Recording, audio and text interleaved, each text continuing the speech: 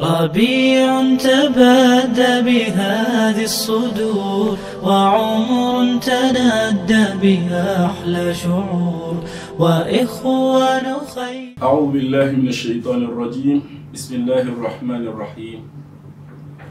الحمد لله الذي أنزل على عبده الكتاب ولم يجعل له عوجا. أحمده سبحانه وتعالى وأشكره على نعمه وأثني عليه وأشهد أن لا إله إلا هو الواحد الأحد الصمد الذي لم يلد ولم يولد ولم يكن له كفوا أحد وأشهد أن محمدا عبد الله ورسوله.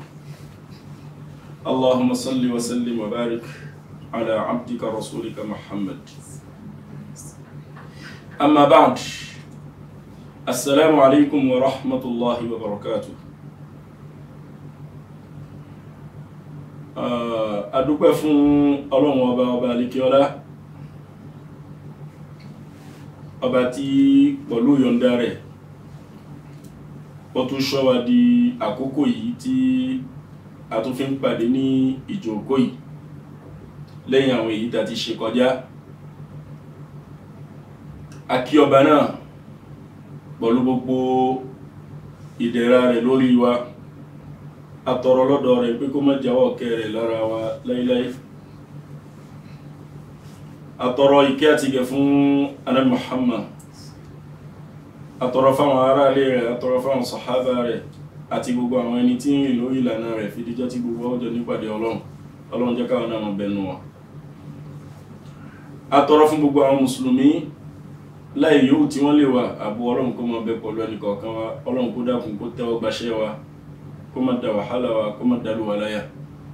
Àwọn yìí tó ti kọjá sí ọ̀dọ̀ Ọlọ́run kó bá wa kẹ́ wọn, gẹ̀ wọ́n, kó bá wa yọ́nú sáàbọ̀ wọn. Kó wọlé gbólóhùn la ilaha illallah tí wọ́n lò nínú ayé wọn nígbà yìí tí wọ́n lò náà, kó bá wa fi yáfi wọn. Ládàá rí àtọrọ fún iléeṣẹ́ tàwa yìí, Ọlọ́run dákun má jẹ́ kí iléeṣẹ́ náà dàrú.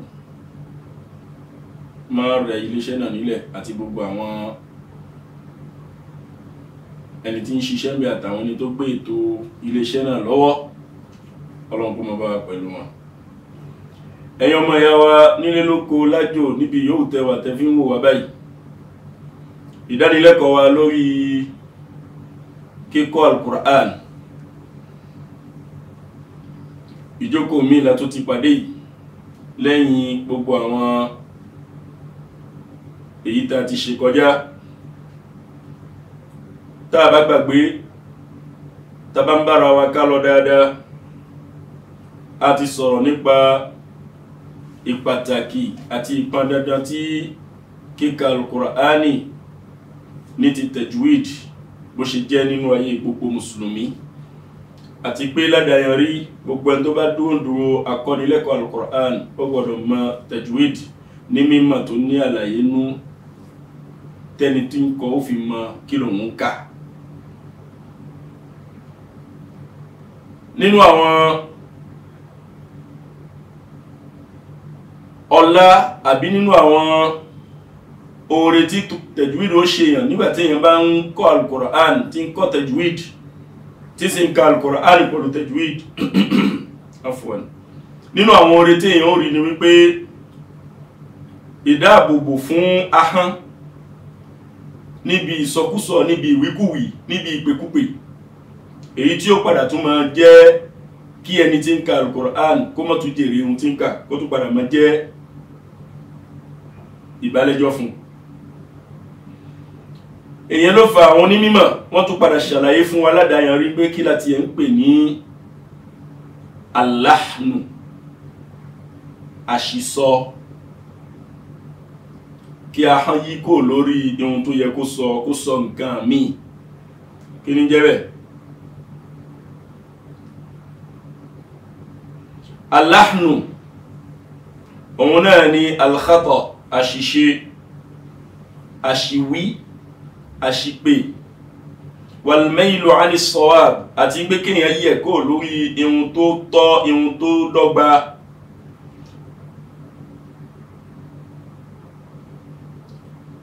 ṣẹ́rí àṣìwí àṣìsọ tí máa ń wáyé fún èèyàn nínú Al-Qur'ani kíkà méjì ni. ọ̀kan wà tó máa ń pè ní al-lahnu al-jali, èyí tó jẹ́ àṣìwí tó ní agbára tó burú. wa huwa khata'un yaqra'u 'ala al-lafzi fayukhillu bi mabna al-kalima sawa'un akhalla bi ma'naha am la. nígbà míì ihun tá ń ṣì pè nínú Al-Qur'an yóò ṣẹlẹ̀ sórí gbólóhùn kan nínú gbólóhùn Al-Qur'an, yóò wá yí gbólóhùn náà kó lórí bó ṣe wà. ó ṣeé ṣe kí gbólóhùn náà tó yí kó lórí bó ṣe wà ní kí ìtumọ̀ rẹ̀ gan kó bàjẹ́, àbí kí ìtumọ̀ náà kó má bàjẹ́.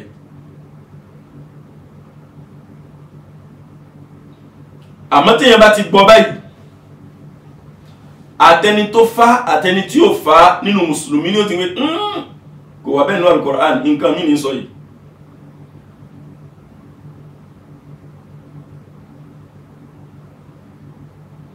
lápèjúwe, àwọn àfáà mú àpèjúwe wá tàbá ń ka Suratul Fatiha lọ, ẹni gbà máa ń sọ wípé siratal ladina an'amta alayhim, an'amta kí ẹ wá lọ sọ di an'amti alayhim.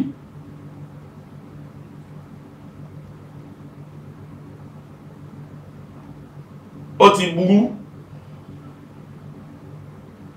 nítorí pé an'amta ẹni tó ṣèdẹ̀ra lé lórí, ó dojú ọ̀rọ̀ kọ Ọlọ́run tó yẹ pé akọni. tí yẹn bá wá lọ sọ an'amti, èyàn ti dojú ọ̀rọ̀ kọ abo, ṣe mọ̀ pé ó ti bọ̀rọ̀ jẹ́, ó ti ń fi abo fi ròyìn Ọlọ́run, tọ́lọ́run ò sì lo híyà sí àyè orúkọ ara ẹ̀ rí. abo nǹkan tó sì lẹ́dìkù ni, Ọlọ́run ọba ò sì ní ẹ̀dìkù. àbí kí yẹn lọ sọ an'amtu, an'amtu onítọ̀hún fi ọ̀rọ̀ ti sọ́dọ̀ ara ẹ̀, òun tóun sọ̀rọ̀ tóun ka Qur'an nìyẹn, ó burú. níbẹ̀ yẹn gbólóhùn náà yí, ìtumọ̀ rẹ̀ náà tún yí. àpèjúwe míì wá wà, òun ni lápèjúwe kí ẹ sọ alhamdulillahi rabbil alamin, lillahi, hí tó wà ń bẹ háwù yẹn gbẹ kasra, káwárẹ́ ni tí ó ka alhamdulillahu wá fún ní dhamma. gbólóhùn náà yí, àmọ́ ìtumọ̀ náà kò yí. ìkíní kejì nínú àtèyí tí ìtumọ̀ yí àti ìtumọ̀ ò yí ni, tí gbólóhùn náà ti yí ni, àpanupọ̀ gbogbo àwọn onímọ̀ ni wípé haram hadha al-qism, èwọ̀ ni kírú àṣìṣe bẹ́ẹ̀ kó máa tẹnu èèyàn jáde nígbàtí bá ń ka Al-Qur'an. ẹ̀rí ló fi já sí pé ẹni tí ń ka Al-Qur'an ó gbọ́dọ̀ lákìísí ara ẹ̀ gan-an, kó mọ kí lòun ń pè lẹ́nu, kó fojú sí àràfí lọ́kọ̀ọ̀kan, kó mọ́ bá di wípé yóò máa fi ìfẹ́nú fi mọ̀ dẹ́ṣẹ̀ yìí lọ. eléyẹn ni àṣìwí àbí àṣìsọ tó lágbára. ìpín kejì nínú àṣìwí àbí àṣìsọ nínú Al-Qur'an, òun ni àṣìṣe tó fẹ́ báyàn ní fẹ́ẹ́rẹ́fẹ́, tó fẹ́ kan gbólóhùn kan nínú Al-Qur'an, kò ní ba ìtumọ̀ náà jẹ́,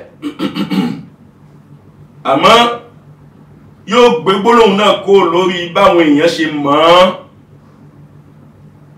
nínú Kùránì kíkà. àṣìṣe yẹn ìmọ̀ wá ń sápamọ́ sí pípọ̀ nínú àwọn èèyàn náà náà fi máa ń pè ní al-lahnul khafi, àṣìṣe tó farapamọ́.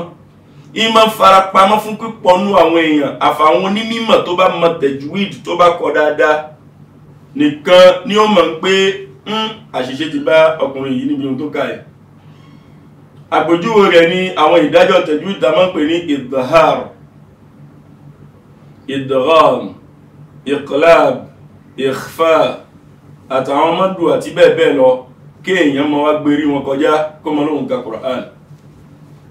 ẹ̀rí bàtà sọ siratal ladina an'amta alayhim anìyẹn káwárẹ́ ni tí ò ní sọ anà dada siratal ladina an'amta alayhim ẹ̀rí wíwí ni ó ti gbé ìdáhàr ó gbé pamọ́ fẹ́rẹ́fẹ́. èèyàn pípọ̀ wá nímọ̀ àmọ́ ní mímọ̀ tó kọ́ tajwid tó mọ̀ dáadáa òun ó mọ̀. ṣé wá dá kí èèyàn máa ṣe irú àṣìṣe yìí ní pàpà ala rajih lẹ́yìn tí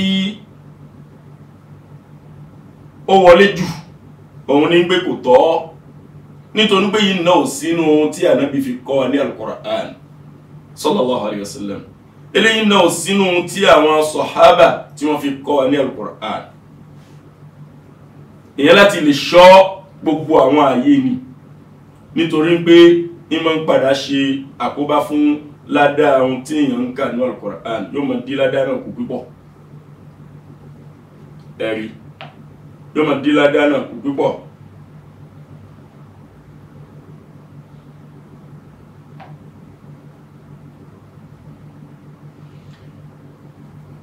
àwọn afáàní wan nasu fi dhalika bayna muhsinin ma'jur wa musi'un athim aw ma'dhur. ṣe rí ọ̀rọ̀ àwọn àṣìwí àti àṣìsọ tí ń ṣẹlẹ̀ sí ọ̀pọ̀ ẹni tí ń ka al-Qur'ani yìí méjì làwọn èèyàn pín sí ń bẹ̀ o. nínú kárẹ́ ni tó ṣe ń gbé yóò mọ̀ ṣọ tí kò sì ní gbé kan fọ́kan tí ò ní ṣì wí tí ó mọ̀ ká ní gééré bó ṣe yẹ tí ó sì mọ̀ gbáládá. àbí kárẹ́ ni tó ṣe wípé yóò mọ̀ ṣì kà yóò mọ̀ ṣì àwọn àṣìṣe yìí ìbàjẹ́ ńlá ìbàjẹ́ kékeré. ẹni tí wọ́n ń ṣe àṣìṣe àti ńlá àti kékeré àwọn á pín sí méjì ńbẹ̀. àkọ́kọ́ náà lẹni tó ṣe wípé yóò mọ̀ dẹ́ṣẹ̀ látara ṣíṣe tí ń ṣe. kí ló fà tí ó fi mọ̀ dẹ́ṣẹ̀? kò fẹ́ kọ́ bó ṣe yẹ kó ń kà ń fagídí inú fi mọ̀ kàún tó wù kò fẹ́ kọ́ àbí bẹ́ẹ̀ kọ́ kò ṣe tán láti farabalẹ̀ láti lè kíyèsí ara ẹ̀ kò fẹ́ kíyèsí ara ẹ̀ ní wọ́n fímílẹ̀ jẹ́ kí kálukú mọ̀ ká ọlọ́run yọ kàn kálukú. eléyìí ni yóò mọ̀ dẹ́ṣẹ̀. àti ẹni tó ṣe wípé òun ń gbìyànjú àmọ́ kò mọ̀ tí fi ń kó sí kì í mọ̀ tí fi ń kó sómi kódà tó bá fura yóò tún ṣe èyí tí ó bá fura yóò gbèrè ẹ̀kọ́ jáwá lọ fahuwa ma'dhur. ìwé eléyẹn ọlọ́run ṣàbójúkò fún. faman qudira ala tashihi kalamillahi ta'ala bil-lafzi as-sahihi al-arabi al-fasih wa addala ila al-lafzi al-fasid al-ajami aw an-nabti istighna'an bi nafsihi wastibdadan wa ittikalan ala ma allafa min hifdhihi واستكبارا عن الرجوع إلى عالم يوفقه على صحيح لفظه فإنه مقصر بلا شك. gbogbo ẹni tí ìkápá àti lè kọ́ pípe gbólóhùn kọ̀ọ̀kan bó ṣe yẹ àbí ìṣàtúnṣe rẹ̀ pẹ̀lú èdè Lárúbáwá bó ṣe yẹ tí agbára bẹ́ẹ̀ bá ń bẹ fún tí wọ́n mọ̀ tí ó ṣe yìí ni tí wọ́n ń pe ohun tó wù tí ń ka bó ṣe wù. àwọn ìdánwò sọ pé àwọn ọmọ Kùránì nìkan ṣé òun ló kọ́ mi léyìí tí mo ń kà ní ìgbìyànjú kankan mo fi ń kà ní agbára pé kó sì tún ka dáadáa jù bẹ́ẹ̀ lọ́wọ́ fún tó lè gbìyànjú tí ó sì ká ṣùgbọ́n kò fẹ́ ṣe. irú ẹni bẹ́ẹ̀ muqassirun bila shak ń hùwà ìmoore sí Ọlọ́run ń jádànù nínú ẹ̀tọ́ tó tọ́ sí pé ó yẹ kó fún Ọlọ́run wa athimun bila raib títàbí ṣùgbọ́n òsì ń dẹ́ṣẹ̀ wa ghash kódà àwọn àfáà pè lẹ́ni tí ń jalè nínú Qur'an kíkà nítorí pé kò lẹ́tọ̀ọ́ ní pé kó máa kọlu al-Qur'an kó kà máa kà bó ṣe wù ó yẹ kó ní àfáà ni. Ànábì sallallahu alaihi wasallam ó láàfáà àwọn sọ̀hábà wọn láàfáà kódà gan débi pé nínú àwọn ìjókòó tó ti kọjá wá lọ aṣàlàyé fúnra wa wípé Ànábì sallallahu alaihi wasallam ó ní bẹ́ẹ̀ bá ka al-Qur'ani o ẹgbàá lẹ́nu àwọn mẹ́rin ó wá kà wọ́n. Nínú wọn Abdullah ibn Mas'ud, nínú wọn Mu'adh bin Jabal, nínú wọn Ubay ibn Ka'b. Ó yàn wọ́n láàfáà fún àwọn ẹni tí ó kù bó ṣe yẹ kí mùsùlùmí ṣe nìyẹn. Afani wal waqi' anna al muslima yajibu alayhi an yubdila al juhda likay yaqra al Qur'an al karim qira'atan sahihatan khaliyatan min al lahni aw al tahrifi hatta yanala ridha rabbih. Nínú ẹ̀tọ́ fún mùsùlùmí tòótọ́ tó mọ̀ pé al-Qur'ani ìṣọ̀rọ̀ lé bàbá wọn kìí ṣe àròsọ ẹnìkan ṣùgbọ́n ọ̀rọ̀ Ọlọ́run ni wípé kó gbìyànjú àti kó lo ìgbìyànjú ní gbàgbàgbà rẹ̀ bá ṣe mọ́ kó fi kọ́ báwo lòun ó ṣe kà á ní kíkà tí ó jìnà sí ìmọ̀ ṣípè ìmọ̀ ṣíwí ìmọ̀ yí gbólóhùn ẹ̀ padà kó lè fi mọ bẹ́ kíní kó lè mọ fi rí ìyọ́nú ọba tó ní ọ̀rọ̀ yìí tí ó sì mọ bẹ pẹ̀lú àwọn màlẹ́kà tó jẹ́ màlẹ́kà tó fi ń súnmọ́ jù lọ́dọ̀ Ọlọ́run. Nítorí pé Ànábì sallallahu alayhi wa sallam ó sọ ọ̀rọ̀ kan fún wa tọ́rọ̀ náà tó dùn mú dání dáadáa fẹ́ni tí tó fẹ́ ka al-Qur'an. Ó ní al-mahiru bil-Qur'ani ma'a as-safaratil kiramil barara. Gbogbo ẹni tí ìbá ń ka al-Qur'an tí ahọ́n rẹ̀ jágéré tí ń lọ lẹ́sẹlẹ́sẹ tí ó fi kan pè kan tí ó ma yí àwọn gbólóhùn náà padà yóò ma bẹ pẹ̀lú àwọn màlẹ́kà alápọ̀nlé tó fi ń súnmọ́ jù lọ́dọ̀ Ọlọ́run. Sáfù kan náà ni wọ́n jọ mọ́ wà. Ẹ̀rí àpọ́nlé al-Qur'an, ẹ̀rí yìí tajwid. Walladhi yaqra'u al-Qur'ana wa yatata'ta'u fihi. Ẹni tí wọ́n ń ka al-Qur'an tó rí pé òun ṣubú ní dìde yóò ṣubú yóò dìde yóò ṣì sọ yóò tún ṣe bí ṣe ń pààrọ̀ ọ̀dọ̀ àfà bẹ́ẹ̀ ní tẹ cassette kó lè fi pè dáadáa. Wa huwa alayhi shaq, kò á kágara kò kó súsú látara ìdààmú tí ń rí nítorí bó fẹ́ maka falahu ajran, ẹ̀san méjì ń bẹ fún òun náà, ẹ̀san pé ń ka Qur'an, ẹ̀san wàhálà tí ń ṣe. Kọ́lọ̀ ọba kó ṣe wá lẹ́ni tí yóò mójútó al-Qur'ani ní bó ti tọ́ àti bó ti yẹ o. Náà jàmáà, tí a bá fẹ́ ka al-Qur'an, àkọ́kọ́ ohun tá a máa ń ṣe tí gbogbo wa náà mọ̀ lẹ́yìn gbogbo àwọn ẹ̀kọ́ tá ti kọ́ra wa síwájú, a máa ń bẹ̀rẹ̀ al-Qur'an níbi al-isti'adha, ìṣe ìwá ìṣọ́ lọ́sọ́dọ̀ Ọlọ́run kó níbi aburú èṣù èyí tí máa ń lọ́ni láhán tí máa ń jẹ́ kíyàn wíwí kó wí. Ìpele káwá ìṣọ́ yìí ká ṣe a'udhu ká tó bẹ̀rẹ̀ al-Qur'ani yìí àṣà ni látọ̀dọ̀ Ànábì Muhammad sallallahu alayhi wa sallam. Kódà ọ̀pọ̀ náà àwọn àfà wọ́n rí sí pé ọ̀ranyàn ní kéèyàn ṣe a'udhu kó tó bẹ̀rẹ̀ sí ka al-Qur'an nítorí gbólóhùn Ọlọ́run ọba tí ń sọ pé fa idha qara'ta al-Qur'an fasta'id billahi minash shaytanir rajim. Tó bá fẹ́ ka al-Qur'an o fi Ọlọ́run fi wá ṣọ́rí kò níbi ṣaitan ẹni ẹ̀kọ́. Ṣùgbọ́n ẹ̀rí pàtó tó sọ pé ọ̀ranyàn ni, ẹ̀rí tó fẹsẹ̀ rinlẹ̀ bẹ́ẹ̀ ò fẹ́ fojú hàn ní pípọ̀ náà wọn àfáàfin ní ó dá púpọ̀ ní pé kí ẹ ṣe àwọn olùkó tó bẹ̀rẹ̀ al-Qur'an tí ó bá ṣe ṣó dẹ́ṣẹ̀ ni kò dẹ́ṣẹ̀.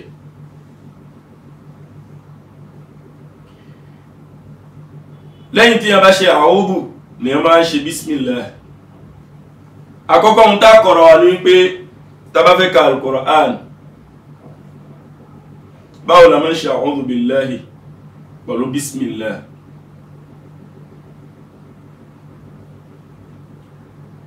Tó bá wu ẹni tó fẹ́ ka al-Qur'an, a mú àpèjúwe a fẹ́ ka Suratun Nas nítorí nínú àwọn súra àsàlẹ̀ tí a gbọ́dọ̀ ṣàfẹ́kù ẹ̀ lọ́dọ̀ ẹnikẹ́ni nínú àwọn mùsùlùmí nìyẹn. wọ́n máa ń pè kíní kan ní waslul jami' bó bá wù wá a lè ṣe a'udhu ká papọ̀ mọ́ bismillah ká sì papọ̀ mọ́ ìbẹ̀rẹ̀ súra bákan náà.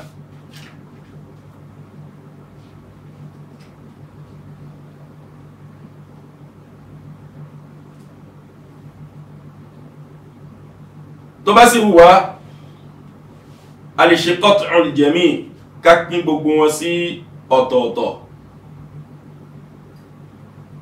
àwọn ìṣesí tá a máa fi ń bẹ̀rẹ̀ Qur'an nígbà tá a bá fẹ́ ka al-Qur'an látẹ̀rí a'udhu ìṣesí náà lọ bí 4. àkọ́kọ́ òun la máa ń pè ní waslul jami', ìyẹn ni pé a ṣe isti'adha, a tún wá ṣe basmala, a wá ka ìbẹ̀rẹ̀ súra. àpèjúwe rẹ̀ ní a'udhu billahi minash shaytanir rajim, bismillahir rahmanir rahim, qul a'udhu bi rabbin nas. ìhun ta fẹ́ ka ní a fẹ́ ka Suratul Nas. bí mo ṣe pè lọ́tọ̀ọ̀tọ̀ yẹn ó pọ̀ dáadáa tó ṣe ń gbé gbogbo ẹni tó bá fẹ́ ka al-Qur'an bẹ́ẹ̀ la máa ń bẹ̀rẹ̀. èyí ni qat'ul jami' agé wọn lọ́tọ̀ọ̀tọ̀ nìyẹn.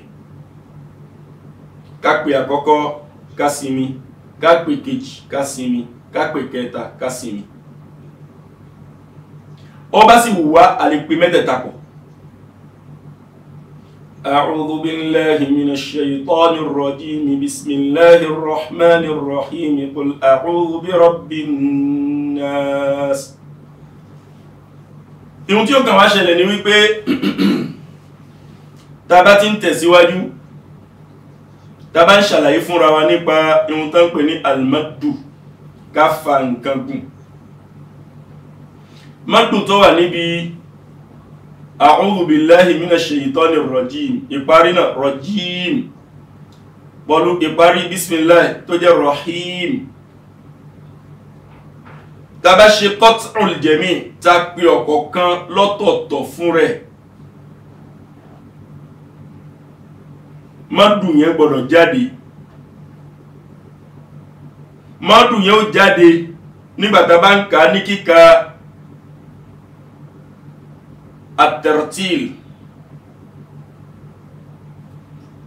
yóò jáde kò ní pọ̀ tó ta kọ́kọ́ nígbà tá bá ń kà ní kíkà at-tadwir, yóò wá jáde fẹ́ẹ́rẹ́fẹ́ nígbà tá bá ń kà ní kíkà al-hadru. ṣẹ́gun bá ti ṣàlàyé àwọn ìpele mẹ́tẹ̀ẹ̀ta ní tá fi ń ka al-Qur'an nínú àwọn ìjókòó tó ti kọjá. ẹ bá mi ká lọ kẹ́ fi gbọ́. súra wo la ń kọ́? Suratul Nas. mo fẹ́ ka tartil, mo sì fẹ́ ṣe qat'ul jami', mo fẹ́ pín a'udhu pẹ̀lú basmala, isti'adha pẹ̀lú basmala àti ìbẹ̀rẹ̀ súra, mo fẹ́ pín wọn lọ́tọ̀ọ̀tọ̀. mo fẹ́ ka ní kíkà tartil. a'udhu billahi minash shaytanir rajim, bismillahir rahmanir rahim, qul a'udhu bi rabbin nas. àwọn mọ́dù yẹn wọ́n pè é ń sì máa dúró níparí ọ̀kọ̀ọ̀kan. kódà tí ń fi parí súra náà, tí ń fi parí gbogbo súra tí mo fẹ́ kà lọ́la pé tartil ni mò ń kà, ìní sọ àyà kan pọ̀ mọ́ kan. ó bá jẹ́ ìpele kejì mo fẹ́ kà tá ń pè ní tadwir, aṣọ pé fífà náà yóò kúrú díẹ̀ síta kọ́kọ́, àmọ́ a rí pé afá. a'udhu billahi minash shaytanir rajim, bismillahir rahmanir rahim, qul a'udhu bi rabbin nas. ẹn gbé okuru díẹ̀ síta kọ́kọ́ ó bá jẹ́ haduru ni mo fẹ́ kà èyí tó jẹ́ ti ìyára a'udhu billahi minash shaytanir rajim bismillahir rahmanir rahim qul a'udhu bi rabbin nas ẹ̀rí pé ìkánjú ó wà nínú ohun síta wọn méjèèjì ta kọ́kọ́ náà èyàn nígbà tí mo bá ń ṣe qat'un al-jami' ní pé mo ń pe ọ̀kọ̀ọ̀kan ní ọ̀tọ̀ọ̀tọ̀ tó bá ṣe ń gbé mo fẹ́ pé waslul jami' ní pé mo fẹ́ pé pọ̀ yàjá sí pé fífà tó wà nínú tartil níbi rajim àti rahim kò ní jáde fífà náà ò ní jáde nítorí ó ti dín pé kò sí dúró kò bá sì ti sí dúró fífà tó wà nínú haduru nìkan lágbúrò mẹ́ èyí tó jẹ́ ti yára tó níkan dúnú yìí báwo la ṣe ká a'udhu billahi minash shaytanir rajim bismillahir rahmanir rahim qul a'udhu bi rabbin nas ẹ̀rí àwọn ìṣesí kan ni tí a máa ń rí ọ̀pọ̀ àwọn èèyàn tí máa ń ṣàṣìṣe ń bẹ̀ wọ́n fẹ́ ṣe qat'ul jami' èyàn ní pé wọ́n fẹ́ gé lọ́tọ̀ọ̀tọ̀ wọ́n fẹ́ pàápọ̀ ṣùgbọ́n ibi tí rajim wà ọlọ́npá dúró ní mím tó à ń bẹ̀ fi gba sukun ibi tí rahim wà ọlọ́npá dúró ní mím náà fi gba sukun àwọn ọmọ wa kàápọ̀ wọ́n tún mọ̀ fún ní sukun أنا شيء أعوذ بالله من الشيطان الرجيم بسم الله الرحمن الرحيم قل أعوذ قل الله به فوت تيوا nínú ẹ̀ خطأ تيوا nínú ẹ̀ lópin ìgbà tí mim ti dúró kasra ó gbọ́dọ̀ jáde nísàlẹ̀ mim ni ti rajim ó gbọ́dọ̀ jáde nísàlẹ̀ mim ti rahim bẹ́ẹ̀ náà ni gbogbo bí tí mo bá ń kà lọ nínú al-Qur'an lópin ìgbà tí mim bá ti dúró haraka wasẹ̀lí tó kẹ́yìn lórí arafi tó kẹ́yìn ni ó gbọ́dọ̀ jáde àmọ́ tá bá dúró kíkà Lárúbáwá pa wá láṣẹ pé a gbọ́dọ̀ jẹ́ kó jáde ẹni ìgbà tí mo sọ qul a'udhu bi rabbin nas so tí mo sọ yẹn sukun ni mo fún sí ni sukun ààrin nítorí pé mo fẹ́ dúró ni tó bá ṣe wípé mo fẹ́ lọ ni قل أعوذ برب الناس ملك الناس إله الناس ẹ̀rí ó ní pé sí yóò máa jáde náà a sọ wípé bíbẹ̀rẹ̀ nǹkan kíkà pẹ̀lú isti'adha àti basmala ó ní àwọn ìpele náà jẹ́ mẹ́rin àkọ́kọ́ ni qat'ul jami' ká gé wọn lọ́tọ̀ọ̀tọ̀ èkejì ni waslul jami' ká pa wọn pọ̀. ربيع تبادى بهذه الصدور وعمر تنادى بها أحلى شعور وإخوان خير. نعم إكيتا قطع الاستعاذة عن البسملة ووصل البسملة بأول السورة. إكيتا نكادي استعاذة كاكوموني كاكاداكي káwá pa basmala pọ̀ mọ́ ìbẹ̀rẹ̀ súra níbẹ̀ mú súra mi Suratul Nas lò yìí náà ló fi já sí pé èyàn ó ṣọ́ pé ìgbà tí mo fẹ́ ṣe àwọn ohun mo fẹ́ dúró mím náà ó gba sùkún nítorí pé mo dúró àmọ́ mím ti rahim nínú basmala òun ò ní gba sùkún nítorí pé mo fẹ́ pàápọ̀ mọ́ ìbẹ̀rẹ̀ súra. A'udhu billahi minash shaytanir rajim. بسم الله الرحمن الرحيم قل أعوذ برب الناس إن أطلب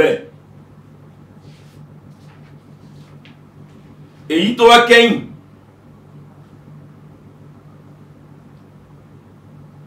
òun náà ni ká ṣe a'udhu billahi minash shaitanir rajim isti'adha ká pa pọ̀ mọ́ basmala òun pẹ̀lú basmala ká pa wọ́n pọ̀ ká dúró ká wá bẹ̀rẹ̀ súra nísìn.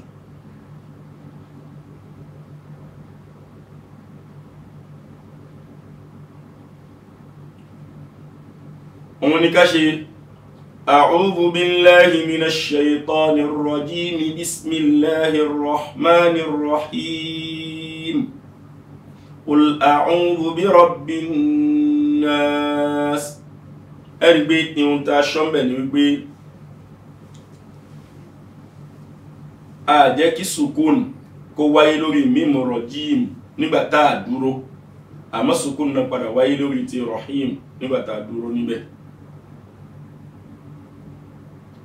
ẹ̀rí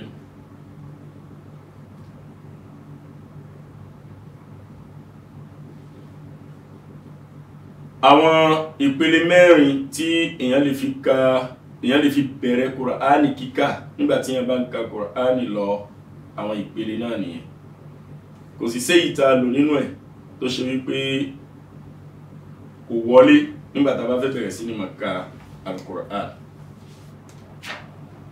èyí táwa fi kún níbẹ̀ tó jẹ́ bí àkíyèsí òun ni a parí súra kan a fẹ́ bẹ̀rẹ̀ súra mi. ẹ̀rí a parí súra kan a fẹ́ bẹ̀rẹ̀ súra mi. ǹjẹ́ láàrin súra kan sí súra mi ǹjẹ́ a tún nídìí ká ṣe isti'adha ìyẹn a'udhu? àwọn àfáà ní nídìí ẹ̀ mọ́. ẹyọ̀kan tá ti ṣe tá fi bẹ̀rẹ̀ Qur'an òun náà ti tó tá fi máa ka gbogbo tá fẹ́ kà títí a fi dìde. àkọ́kọ́ ni ẹlẹ́kejì òun náà ni bismillahi ń bẹ láàrin súra tó parí pẹ̀lú súra tá fẹ́ bẹ̀rẹ̀ nínú gbogbo Al-Qur'an àyàfi súra yọ̀kan òun náà ni Suratu Tawbah èyí tí ò ní bismillahi ní ìbẹ̀rẹ̀ rẹ̀.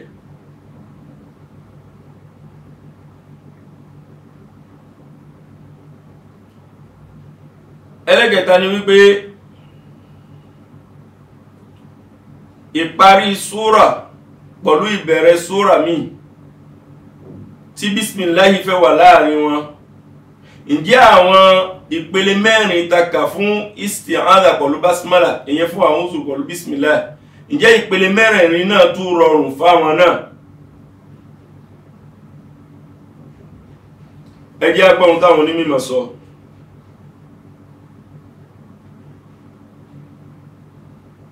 òun ni wípé tá bá parí súra kan tá fẹ́ bẹ̀rẹ̀ súra kejì,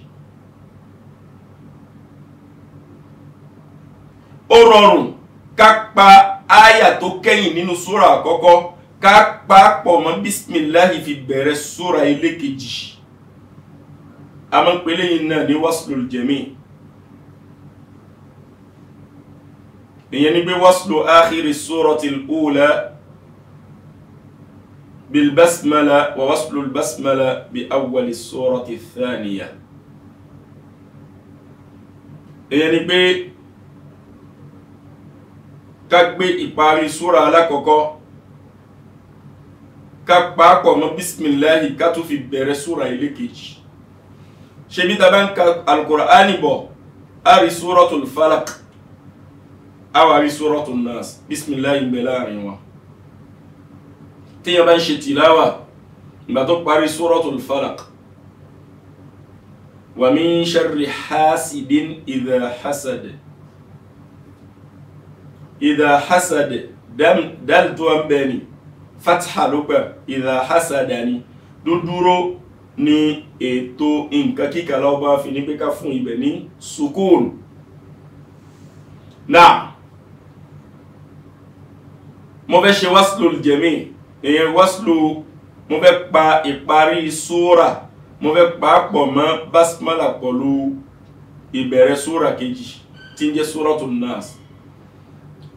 ومن شر حاسد إذا حسد بسم الله الرحمن الرحيم قل أعوذ برب الناس.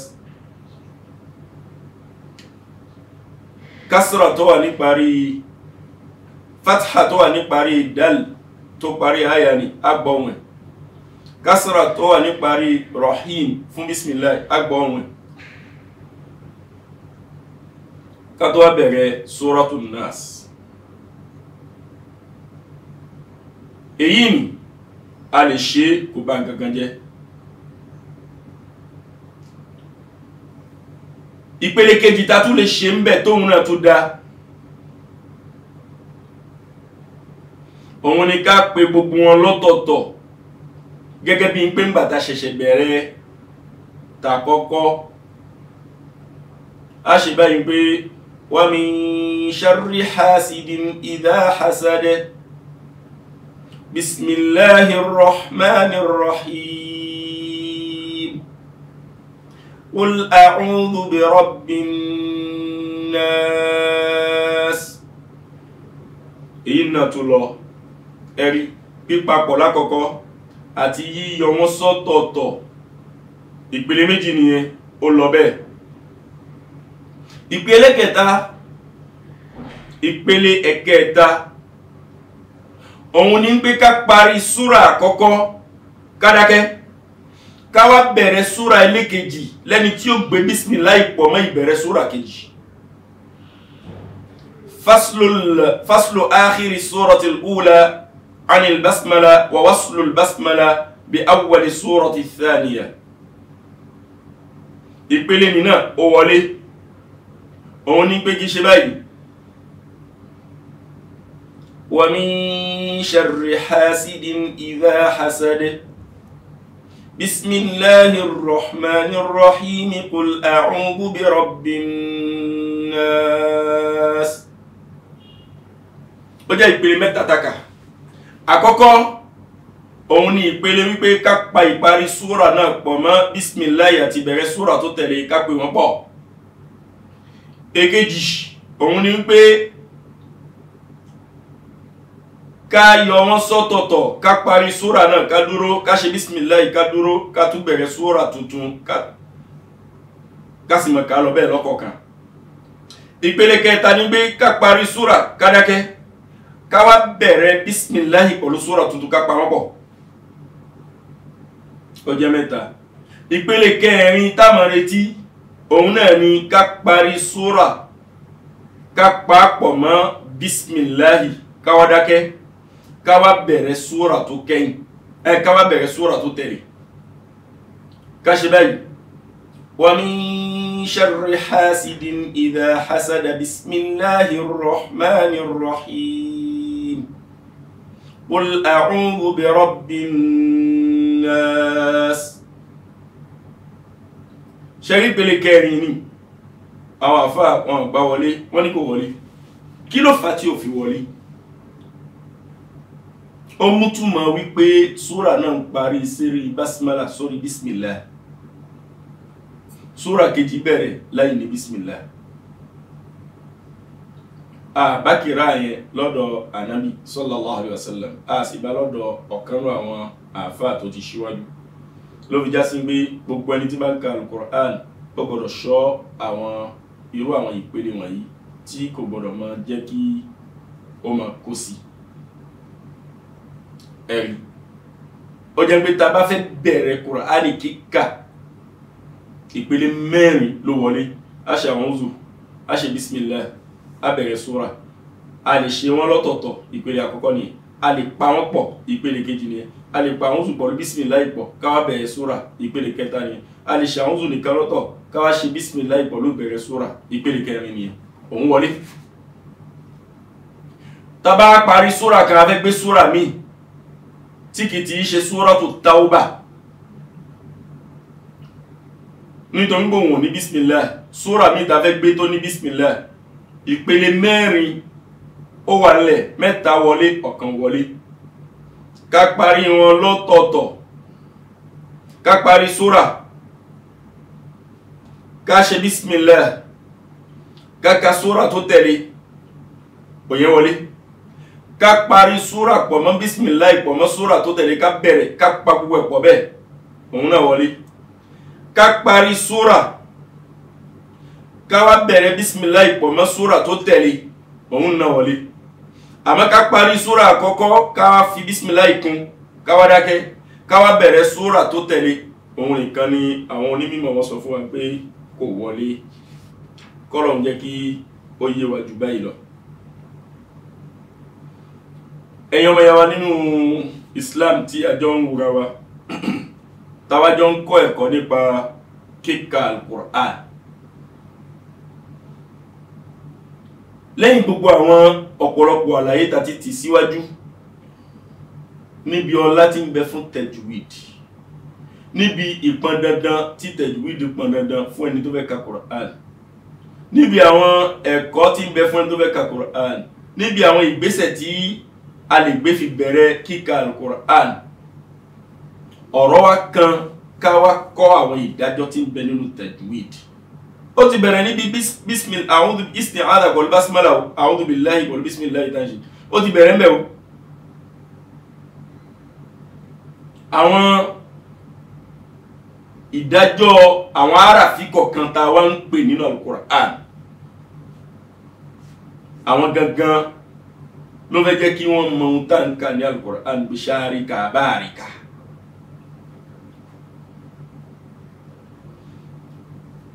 Àkọ́kọ́ ìdájọ́ tá fẹ́ kọ́ òun náà ni ìdájọ́ tó ń pè ní ahkam an-nun as-sakinati wat-tanwin. Nun tó gba sukun àti ohun tó máa ń pè ní tanwin.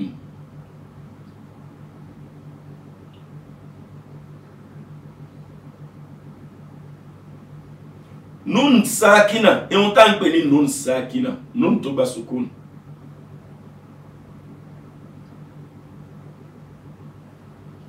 Òun ni nun tó ṣe wípé ìmọ̀ ń gba kíkọ kò ṣe parẹ́ nínú ohun tá a fẹ́ kà, kò ṣe parẹ́. Dandan ni ká bá ń kíkọ, dandan ni kíkà kó kàn án. Ó sì ní bá ṣe ń kà lórí bá ṣe bá.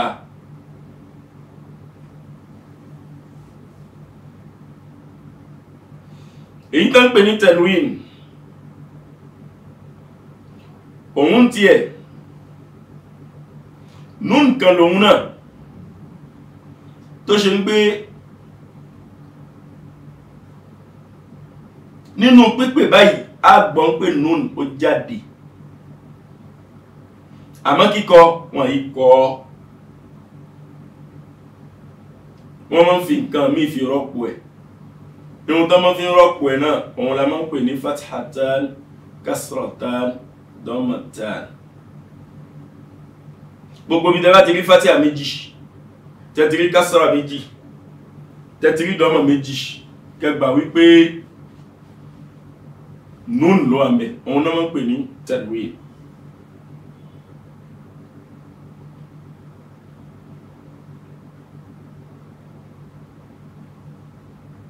Gbogbo bí tẹ́ bá ti rí fatiha méjì, kasra méjì, dhamma méjì, kẹgbà wípé nun tó wà ńbẹ̀, kẹgbà pé kíní méjì méjì tẹ́ ń rí ni nun kan ló wà ńbẹ̀, àmọ́ nun náà àìkọ́, àmọ́ pípé ẹ̀ máa ń ṣẹlẹ̀ nígbà tá a bá ń ka nǹkan lọ. Ẹ jẹ́ kí fún yín lápèjúwe nísìnyí.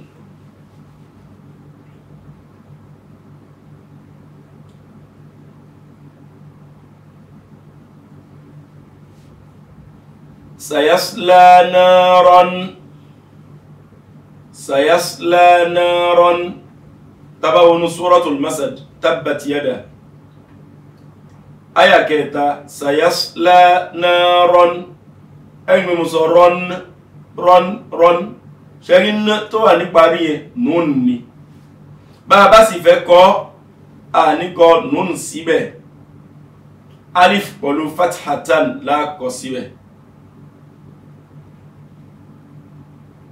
ẹ̀rí àmọ́ ń tẹ́ ti fi mọ̀ pé nùn ní ibi pípé ìṣẹ́bẹ́ iná ti rí ẹ̀rí tó bá ń kọ́ ní àjìtú àmọ́sọ alifatiatin an alikẹsọtin in alifdọmatin un dọmatin tá ń pariwo fathatan kasrotan dọmatan òun la máa ń pè ní tanwin tó bá sì ti wà lé aráàfin kan aráàfin náà ó fún nùn kan ní parí nùn tá a lè kọ tó ṣe ń gbé fatata ní lọ́wọ́ pẹ̀ àbí kẹsọ̀tà ní àbí tọ́mọ̀tà. Kí wá ní ìdájọ́ ta fẹ́ kọ́ lórí nùn tó gba sùkúùn tán kọ kalẹ̀ àti nùn tó sápamọ́ tán kọ tí wọ́n fi fatata àbí kẹsọ̀tà àbí tọ́mọ̀tà tí wọ́n fi rọ́pò ẹ̀. Ìdájọ́ wọn ìdájọ́ pé ṣé ká pè é àbí ká má pè é. Bá a bá fẹ́ pè é báwo la pè é bá níbo láti pè é kí ni ó ṣẹlẹ̀ tá a fi pè é bá a bá ní pè é kí ni ó ṣẹlẹ̀ tá a fi ní pè é àwọn àyèwò ní nǹkan náà ti ṣẹlẹ̀ tá a fi ní pè é àìwá ní pè náà báwo láwa kà á gbà tán fi mọ̀ pé a pè é níjọ́ míì ìmọ̀ ṣẹlẹ̀ ń gbé pípé rẹ̀ á gbé wọnú àràfí tó tẹ̀lé ni níjọ́ míì èyàn ní pé a tẹ̀ẹ́rì sínú ẹ̀ náà padà mọ́ pé àràfí ẹ̀ ọ̀kan ló wà ń bí àmẹ́ni tó kọ́ tẹ̀júwìdì tó lálàyé nínú yàtọ̀ sẹ́ni tó kọ́ tẹ̀júwìdì nǹkan kíkà ẹni tó kọ́ tẹ̀júwìdì nǹkan kíkà nìkan òun mọ̀ nígbà àràfí kan lòun pè àmẹ́ni tó kọ́ tẹ̀júwìdì tó ní àlàyé nínú òun ó rí wípé àràfí méjì ló wà ń bẹ á gbé nínú nǹkan á tẹ̀ẹ́rì sínú èkejì ni ẹ̀rí níjọ́ míì agbèpamọ́ níjọ́ míì àyípo àwọn nǹkan tá ń sọ yìí nǹkan kan ni tó rọrùn láti ṣe nǹkan kan ni téèyàn máa ń kọ́ téèyàn máa ń mọ̀ nǹkan kan ni téèyàn ò sì gbọ́dọ̀ máa ń lò nínú Kùránì kíkà ẹ̀rí àti sọ tẹ́lẹ̀ pé tajwid dandan ni fún gbogbo ẹni tó bá fẹ́ ka Al-Qur'an ihun tó pọn dandan náà òun náà là ń dárúkọ yìí báwo la ṣe wá máa tẹ̀síwájú lórí ẹ̀ insha Allah tó bá ti di ìjókòó mi tí ń bọ̀ a máa ṣe àwọn àlàyé náà fúnra wa a sì máa mú àwọn àyà tá a fẹ́ kà a máa mú wa a fi máa kọ́ àwọn súra mélòó kan nínú àwọn súra táwa mùsùlùmí pàtàkì jù àwọn súra tá a máa ń kà jù irú Ayatul Kursi yìí lápèjúwe irú àwọn tẹ̀júwìdù àwọn ìdájọ́ tẹ̀júwìdù olúwa mẹ́ta fẹ́ lò Amana Rasulu ìdájọ́ tẹ̀júwìdù olúwa mẹ́ta fẹ́ lò àwọn súra bíi Suratul Duha àwọn Alam Nashrah àwọn Suratul Qadr inna anzalnahu inna a'tayna idha jaa li ilafi alam tara kayfa gbogbo àwọn súra tó jẹ́ súra kúkùkú tí ọ̀pọ̀lọpọ̀ gbogbo àwọn mùsùlùmí tètè mọ̀ àwọn bẹ̀yẹn láti ṣiṣẹ́ láfi pera wa sáwọn àkíyèsí ibi tá ń ṣubú sí èyàn ò sì ní díwa lọ́wọ́ àti rìn sáàrin Al-Qur'an nítorí àwọn ẹni tó jẹ́ Al-Qur'an táwọn ti ní tẹ̀síwájú tán sí ń fẹ́ ẹ̀kúnrẹ́rẹ́ àlàyé fikún kọ́lọ́hun ṣe èmi àti yín ní Al-Qur'an tí yóò jẹ àǹfààní tó pọ̀ látara àwọn ètò báyìí kọ́lọ́hun mọ́ ìpàdé wa lọ́jọ́ mi kọ́lọ́hun mọ́ ṣe léèwọ̀ ọlá àánú Ọlọ́run wa sallallahu ala sayyidina Muhammad wa ala alihi wa sahbihi wa sallam subhanakallahumma bihamdik ashhadu an la ilaha illa ant astaghfiruka wa atubu ilayk والسلام عليكم ورحمة الله وبركاته. ربيع تبادى بهذه الصدور وعمر تنادى بها أحلى شعور وإخوان خير